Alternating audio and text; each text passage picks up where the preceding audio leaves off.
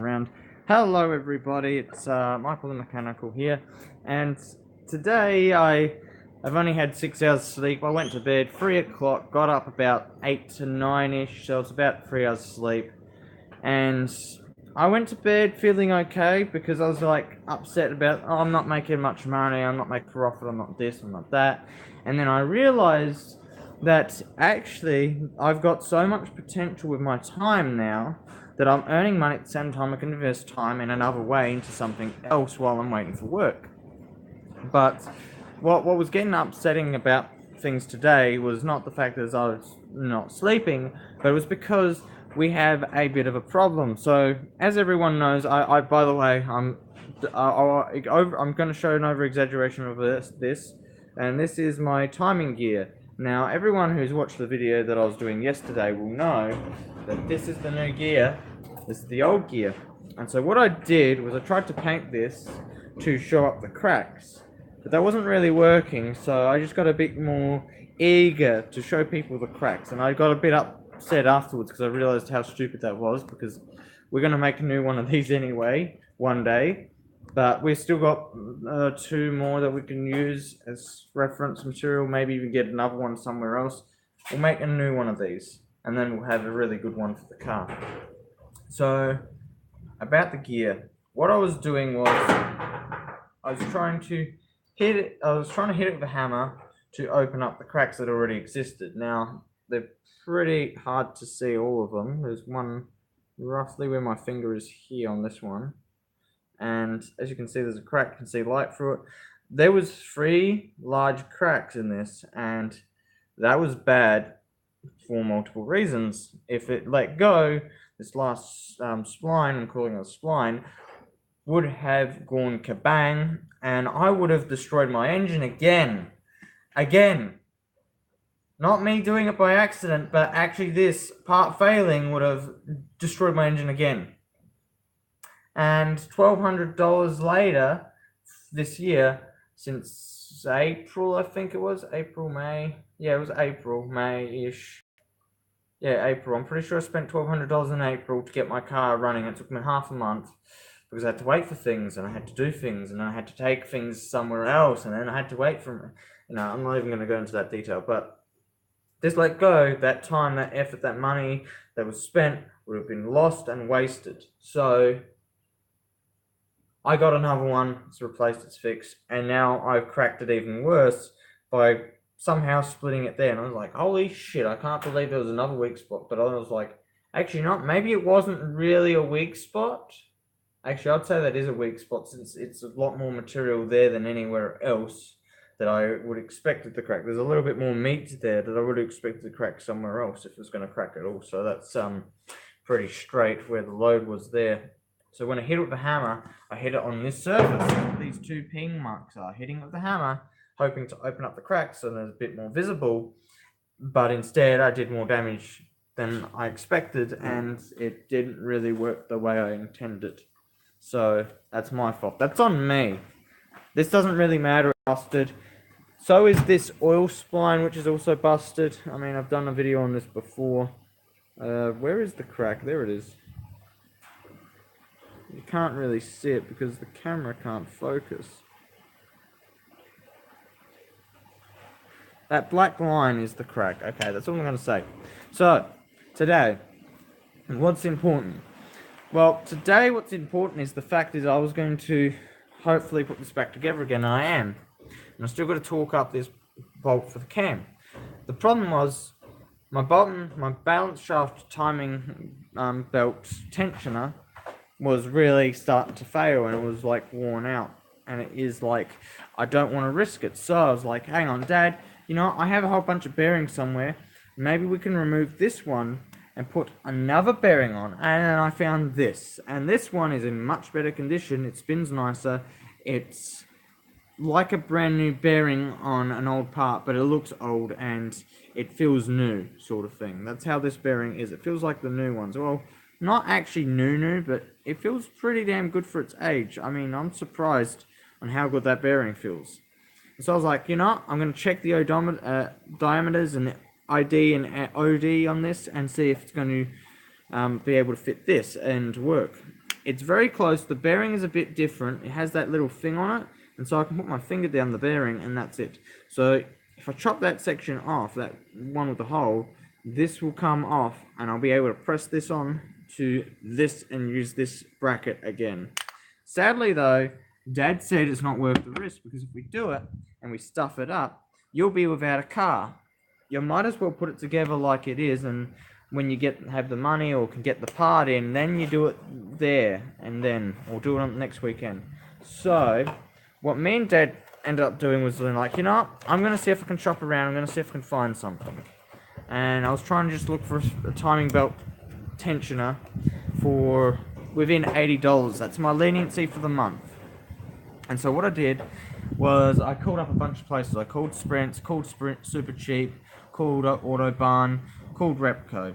And out of all the places I could call today, the only shop that said they didn't have anything over the phone, the person on the phone was Daniel. Daniel, if you watch this video, I think you made a mistake in your calculations on what was on the shelf, or maybe you missearched something.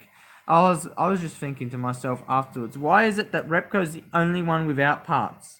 And then I was thinking to myself about it for a while, and I was thinking, you know, I'm actually going to go down there, because if I know Repco, the one thing I know about Repco is they always have a part on the shelf. And that's the funny thing about them, they actually do have something on the shelf. Most of the time, they're the only store with something on the shelf. So when I recall Sprints, I'm always thinking they always have something on the shelf, but I don't actually think they have something on the shelf. Their motto that they have more applies to Repco, since in my scenario, they tend to have stuff on the shelf more often than Sprints do. Although Sprints is closer to home, so Super Cheap. I like to go to Super Cheap to buy my parts, and I have another shop that I'm not going to say, I don't know if it's a good thing or not. It's sort of a businessy sort of shop. You sort of want to be running a business before you go there, which is auto agencies. So I shop at Super Cheap auto agencies. Sometimes intermittently I go to Sprints, and very rarely do I ever go to Repco. And I never ever really go to Autobarn. I've only gone there about twice in like 5 years, sort of thing. Well, maybe more than that, but it just goes to show how low it is. And Sprints, I go there sometimes about 5 times a year. Super Cheap, go there 20 times a year. And auto agencies about 8 times a year, almost, something like that. But you don't, auto agencies isn't really a store, it's more of a parts outlet. You call them up, you say you need parts, you tell them what you need, they figure out what they can get it in, then they get it in for you at really good prices, and then you go there and pick stuff up. That's how they pretty much operate. And that's really cool. So, the only store that didn't have anything on their listings was the only place that had something actually on the shelf. So, I went there and I picked this up, and they said, you're going to have to buy this at full price, but it's on special at $108 or $101, and so that was really cool. The problem was my leniency is $80 for the month, and that's how much I need for anything to go wrong. And so I said to my dad after I called him up before I bought this, and I said, Dad, if I pick up this kit, can you give me $100 to help me through the month, and then I'll pay you back next month? And then he said, yeah, sure, okay. So Dad gave me $100, and I went, Mum, when you pay me my $150, can you put this in the bank with it? And she's like, okay, sure, but you get an extra $40 because I need fuel in the car. Okay, fine. So we did that, and I've got now a grease kit for, and a seal and grease kit for my dad's engine, which is the 4D we just picked up, and he needed the balance shaft seals. I don't know if he needed the cam seal, I think we've already got that, and he needed a new crank seal. Like, we've got a new one, but he doesn't like it, and I've to be honest, I've already ordered a kit, which is like $20, the seal kit, which is of higher quality, probably than this one. I'd probably be like, that's more reliable, the more expensive one. It's a Nason brand kit, and so I might have to say, I don't need the parts anymore, I've got a set now. They came with a timing balance shaft kit, which was unexpected because it was the only thing I could get on the day. Now, what came in the kit was this piece of paper, pioneered the Australian auto parts industry in 1922, apparently. Did they really? Wow. Number one in auto parts.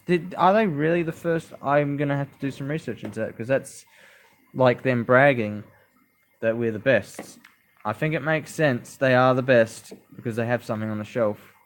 And this here is the top tensioner, and it's not the matching one. Not the matching one to the stuffed one, but it still looks way better. It looks newer, looks clean, good. And so here's the one we needed. Is the one we want. Now, if I put it side by side, it is the exact same one. The only problem is this one here has some play, and it spins very freely, and it's very, very old. I never ever replaced the tensioner when I did the belts because I couldn't afford it. Never could afford it. So essentially the belts are like $120 each. This kit was less than one of the belts, and so that was like, oh my god. I got a new tensioner, and here's the old one, and now this old one's going to be a spare, and we're also going to try and put a new bearing on it. That way we have a spare on the shelf ready to go. So that's going to be cool. And with these, well, Dad's going to use the balance shaft belt, and we have a spare timing belt for whatever we need it for. And Dad was like, oh, maybe I should buy another kit. Well, not a kit. We've got a timing belt, but we don't have a balance shaft belt. We don't have any more of these. And essentially, let's just look at it this way. I'm going to put on both of these tensioners. So 50% of the kit's value is going to me. I'm keeping these. I need these. Those are what I need. And I've got a very expensive belt in there. It'll do more mileage than that belt.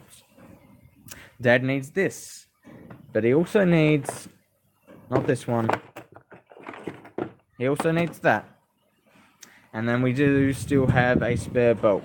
So that's what this kit's value looks like to us. Like we've pretty much used up the value between me and my dad. His bearings are still good, mine's crap. And we're good to go. So the plan now is, I don't even know if these videos are ever going to get watched. Plan is now, I'm going to pack most of the stuff away. I'm going to stop recording in a minute, or soon. And I'm going to get back to work on my car and get it back together again. So I'm going to have to do some research on that, because I didn't know they actually did do said thing and pioneered the auto parts industry in 1922. That's new information to me. By the way, when I said we have balance shaft seals and what I got, that's what I was talking about. I've already got seals, and that's the kit that I got for like $20-30. And it's a high quality one. It's the one that I'd just say, hey Dad, put this in. We've also got this seal here, which is brand spanking new. We only need so many seals, and that's it. So, everybody, thank you all for watching. Thank you all for your support. I've got to get back to putting this engine back together again, so then it's driving by tomorrow, because I don't have much time, and I need to be able to go back to work tomorrow. The awesome thing is new parts on new old cars. Kind of is cool, because old cars last in some ways. In other ways, no, they don't. And I'm going to need this car next year for work, so then I can make some money, so I can pay my parents to stay at home and board and, you know, keep doing stuff. But my next goal for the car, after a while of driving, and I'm constantly, while driving on the road, I'm constantly going over here with my phone, pushing it back in, always on the road, every couple minutes or something. I just have to push it back in. Does anyone know of a higher quality one than this? Because that would be really cool. Like, I need a high quality one. That costs $20 at Autobahn. So anyway, what my plan is, at the moment, I'm going to be getting a laptop for free that I'm going to be doing my schoolwork on. That's the main purpose of the laptop. And it's going to probably sit here. I'm going to be sitting really awkwardly like this with a keyboard in my hands and typing stuff up for my documentation, which is going to be on the laptop there. My plan in the future is to get a tablet. I'm going to mount above my gauges, probably somewhere here. It's going to block some view, but I'm not going to have it up there 24/7. I'm going to have it there for the time period that I'm working, and then I'm going to take it off when I get sent another job and put it away, sort of thing. Or I'll put it here, but I'll have it like it lifts up or something. I'll try to figure out what I'm going to do. I could always do it like the laptop. It's always sitting there. I'm just going to have to twist my body to look at it and do stuff. But anyway, guys, thanks for watching. This is a mess, and it's very hard to keep a courier vehicle clean because there's just so much equipment you need, and then when you get it, you try to pack it away, you get sent to the next job, you don't have time to pack it up. So I'm going to leave things at that. I'm going to also start going back to work and putting this engine back together again, because it's going to be super cool when I can drive again. So last and formally, thank you all for watching. My name is Michael Mechanical. See you next time. There's this and